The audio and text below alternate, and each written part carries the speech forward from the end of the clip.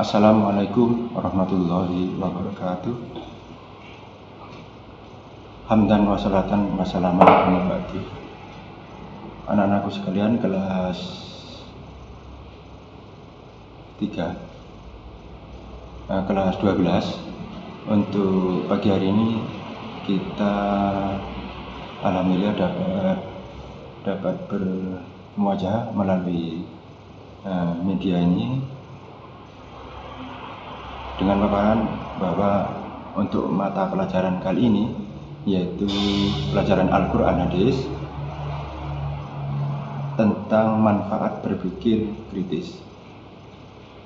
Kenapa kita ini dituntut sebagai manusia yang sempurna, berakhlakul karimah, yang disertai dengan otak.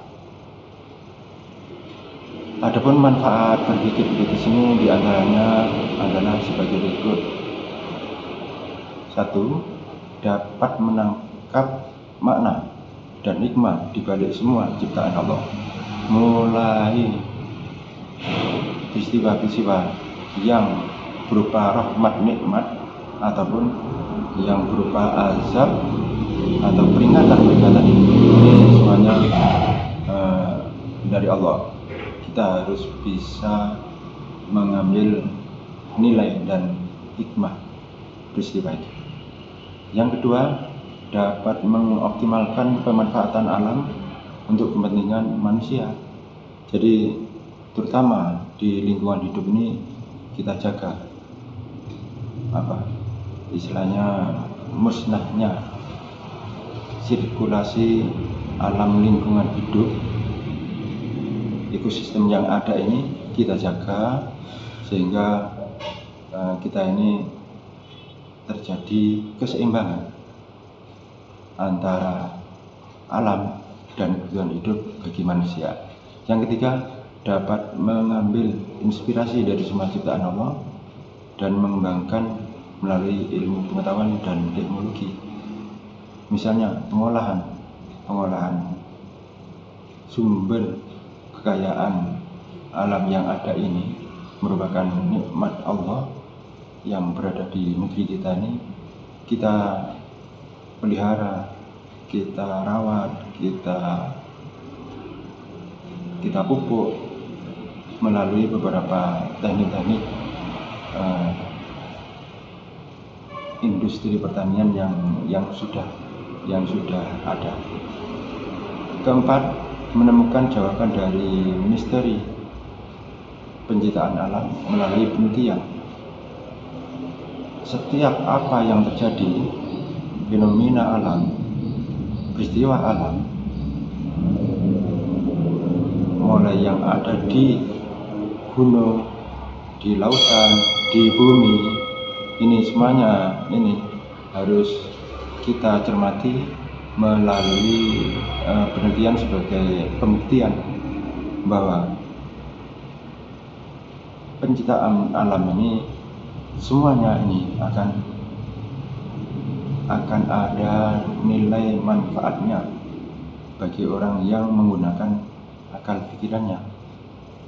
Kenapa?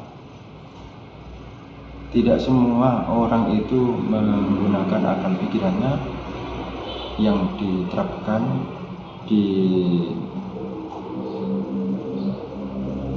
dilanjutkan melalui penelitian. Nah, dalam hal ini kita dapat memperhatikan dalam satu ayat yang berbunyi Bismillahirrahmanirrahim, Qul hal yastawil ladina ya'lamun wal ladina la ya'lamun. Dari sinilah bahwa akan ditemui perbedaan orang yang punya ilmu dan orang yang tidak punya ilmu. Tentunya melalui misteri ciptaan Allah ini, dengan menggunakan akal pikiran terus direalisasikan melalui uji kebenaran penelitian dari peristiwa fenomena alam atau peristiwa yang terjadi di alam.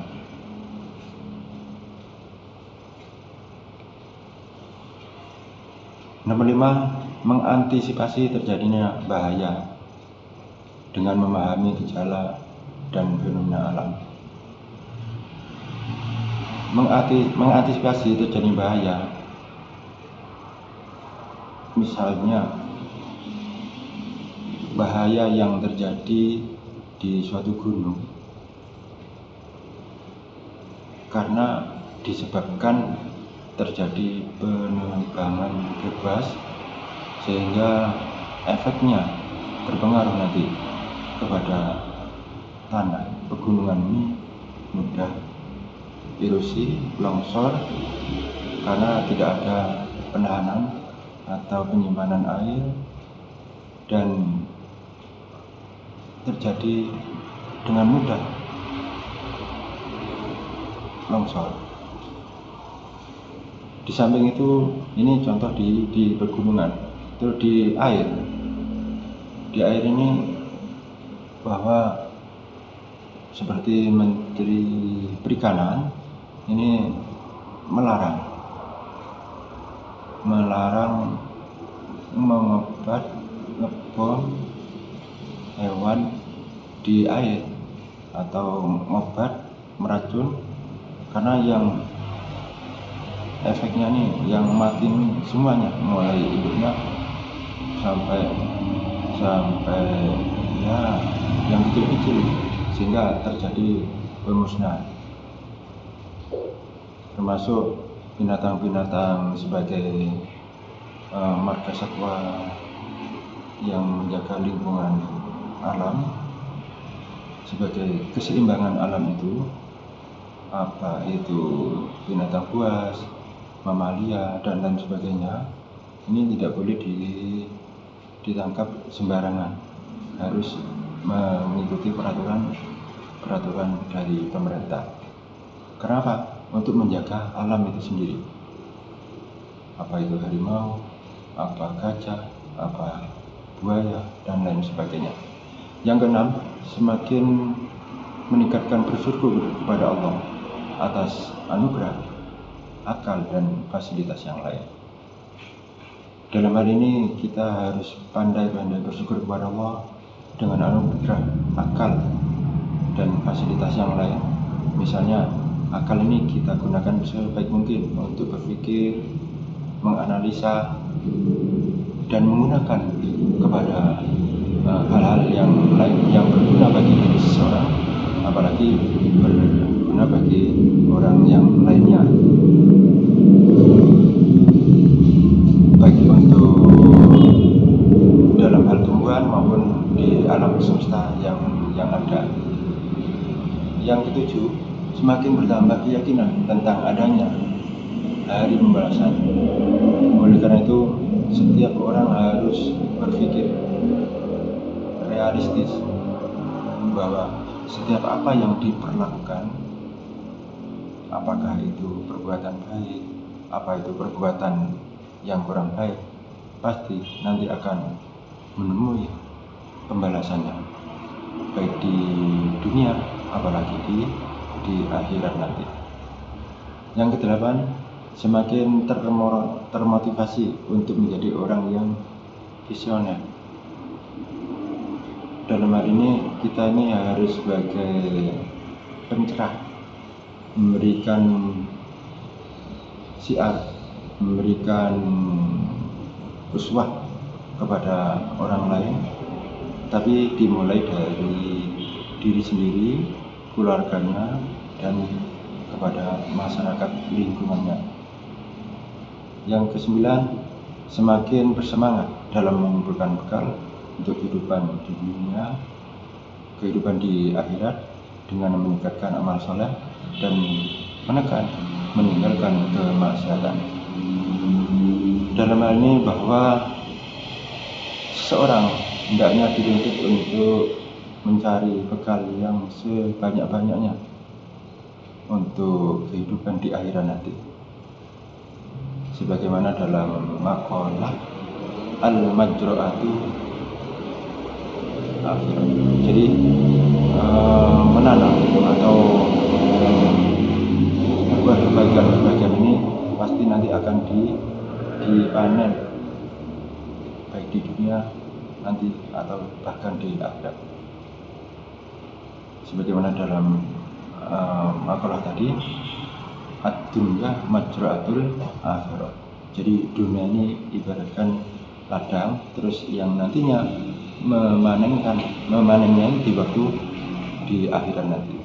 Perbanyak amal soleh, berderma, termasuk menjalin solidaritas, kesatuan umat, lebih-lebih bisa meninggalkan hal-hal yang fasik, walaupun tidak secara maksimal, yang jelas dikurangi hal-hal perbuatan fasik, karena perbuatan fasik ini akan mengurangi nilai ibadah seseorang.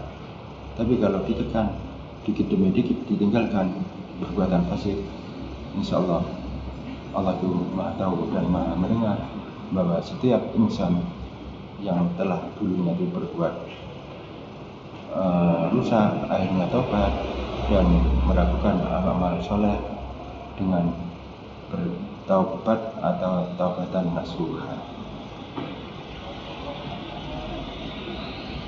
Itulah kilasan pertemuan pada pagi hari ini untuk kelas 12.